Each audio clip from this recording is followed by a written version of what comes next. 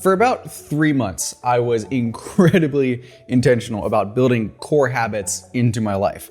And because of my previous experience with journaling and knowing how good it is for you, I decided to give it one final shot to see if I could solidify it into my life. Each week, I tried harder and harder to try to make this habit work. I adjusted every aspect of journaling that you can possibly think of until finally, after all of that testing, I realized something. Trying harder doesn't work.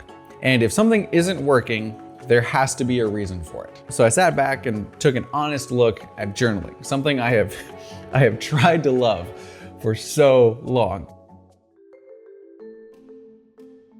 The problem with journaling is it is a terrible system for what matters most to me, which is remembering the beautiful moments that I write down. Every time I closed my journal, I knew that I would basically never go back and reread those journal entries, which is why it felt so pointless. It's like, why am I writing all these things in this time capsule that when I close it, I never reopen it? Now, I need to pause here and just recognize that some of you listening to this just love journaling for the sake of journaling, which is totally fine. I'm not saying you need to change that. The only reason I'm telling you about my beef with journaling is to illustrate that over the years of struggling to build this habit, I never once stopped to ask myself what I wanted from the habit. So I'm gonna teach you how to use this system and everything you need to know with it. But I also want this video to be a reminder that if you can't get a habit to stick, it's probably because you haven't clearly defined what your expectations are for that habit. I wanted a very specific system, one that included handwriting, gratitude, only took a few minutes, and most importantly, as we discussed, allowed me to easily remember the key moments of each day. And then it hit me. What if I made a memory flashcard system? So here's how it works. Each night, I walk through my day moment by moment until I find one that I want to remember. In this case, it was some key aspects from a lecture that I listened to from Jordan Peterson, some key points I wanted to remember. So I wrote those down in detail. And then on this side, I just wrote JP, Jordan Peterson, 3 aspects of communication.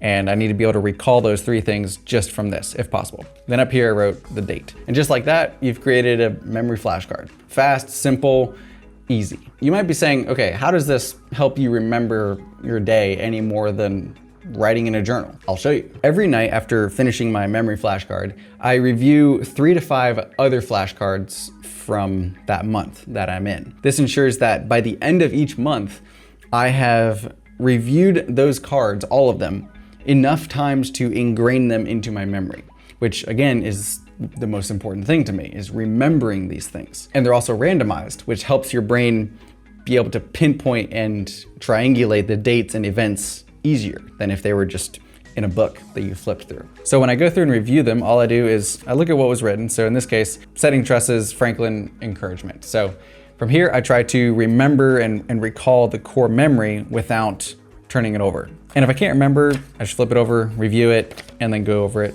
again to try to solidify it in my memory. Now, this is probably my favorite part of the whole process. At the end of every month, I go back through the entire stack of cards and review them. But when I do this, I'm on the lookout for memories that really stand out above the rest. Things that I really like, the core memories. I only allow myself to do about 1 to 3. And I take those core memories and I copy them and I make another card and I pin that copy up here in my office. It sparks my memory and just boom, takes me right back. Then I organize the whole entire stack and clip them all together so I can store them a little bit easier. I love this practice so much. And when it comes to a gratitude exercise, this is probably one of my favorites because every day I'm not only thinking about my day and trying to remember something good, but I'm also reviewing previous days throughout the month and remembering the good things from times past as well. I genuinely didn't think I would be able to find something every day to write down, but having done this for 6 months, I can tell you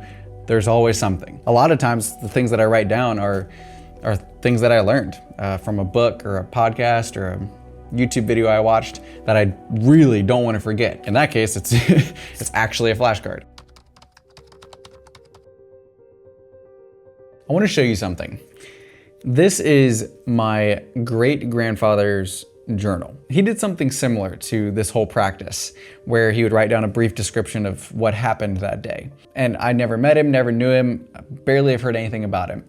And yet I have a window into his life. And kind of along with that, something that I've learned as I do this practice, I've noticed that the longer I do it, the less and less I think about myself, and the more and more I think about the future generations that will probably someday find it in a box somewhere and read it. As they get a glimpse through this little window into my day-to-day life, what are they gonna think? I mean, they'll probably think I'm a little bit crazy, but you know, besides that, the thought that in 100 years from now, someone could be reading these gives me an insane level of motivation to make an impact on each and every day. Whew, got a little sentimental there. In this video, we've covered the system that I use to replace my journaling practice, how to do it, the benefits of it, etc.